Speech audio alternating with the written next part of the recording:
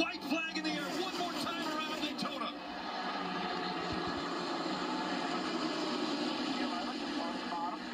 Here he comes.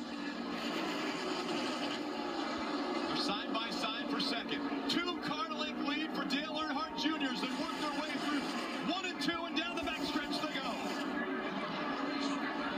Junior blocking the lower line. Does that give the advantage to the 48? Junior jumps up in front of Jimmy Johnson.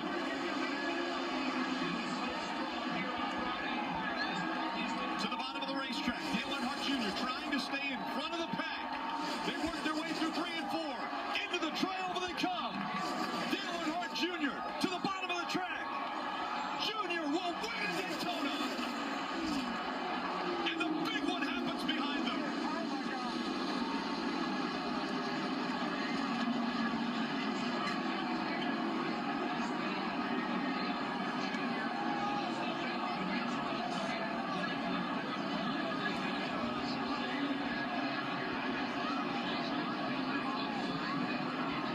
Austin Dillon into the catch fence. All the crews getting out to that car to assist these drivers. Thumbs going up from all the crew members, and the crowd roars. Wow. Look at the catch fence on the front straight. That is probably the most spectacular crash I've ever seen.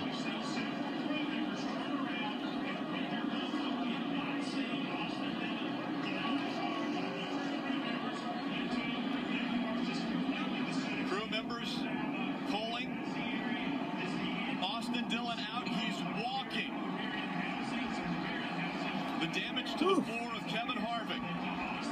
What an incredible sight to see Austin Dillon walking away from that 3-car that is demolished.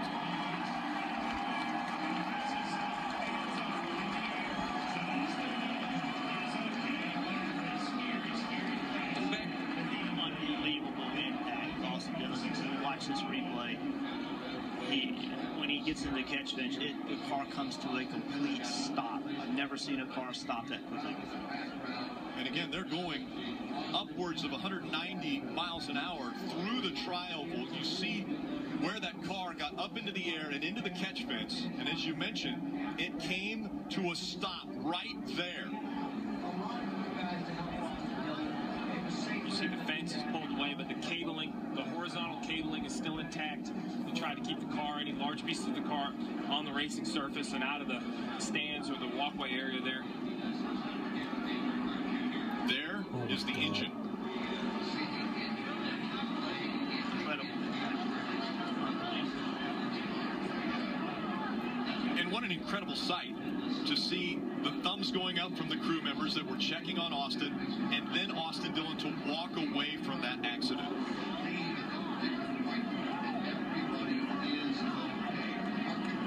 Safety crews continue to check on all of the drivers that were involved in this incident. Let's take another look. Dale Earnhardt Jr. crossing the start-finish line, winning the race, but then the accident takes place behind him. Yeah, the 11 gets kind of stuck in the middle there and comes across the Ford's bumper. As he does, he spins back in, gets the 3 airborne, and he just gets projected off the other cars right up into the fence.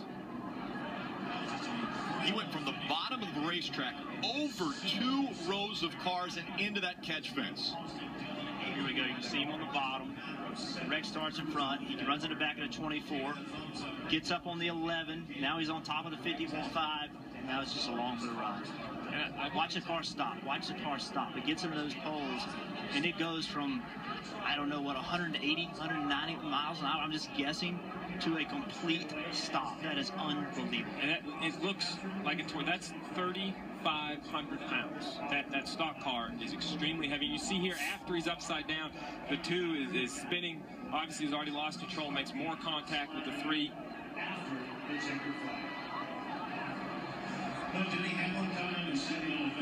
11 and the 4 to get together.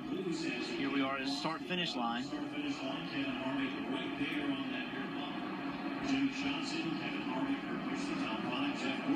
It just pushes the 3 up into the air enough that it rolls over the top of the car.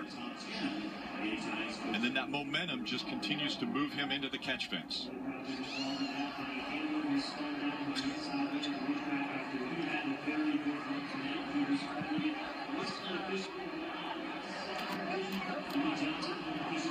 Let's ride along with Kevin Harvick.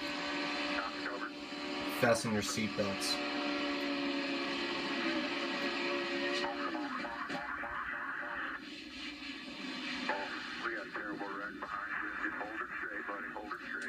And you heard Kevin Harvick, as much as he wants to get the start-finish line, as he sees the 11 start to spin, he's out of the gas. It's just line after line of car pushing everyone through there. Take another look at this real time.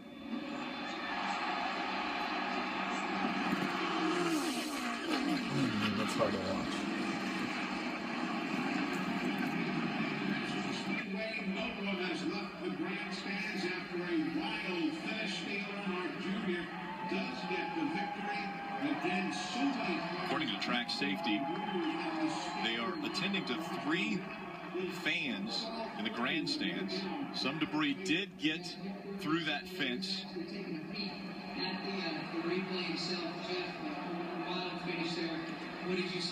One of the most amazing things I've seen tonight, and we've seen a lot of incredible things, but one of the most amazing things is when that crew pulled Austin Dillon out of the 3, and Austin Dillon is able to walk out of that accident, out of that crash, and then acknowledge the fans by waving to them.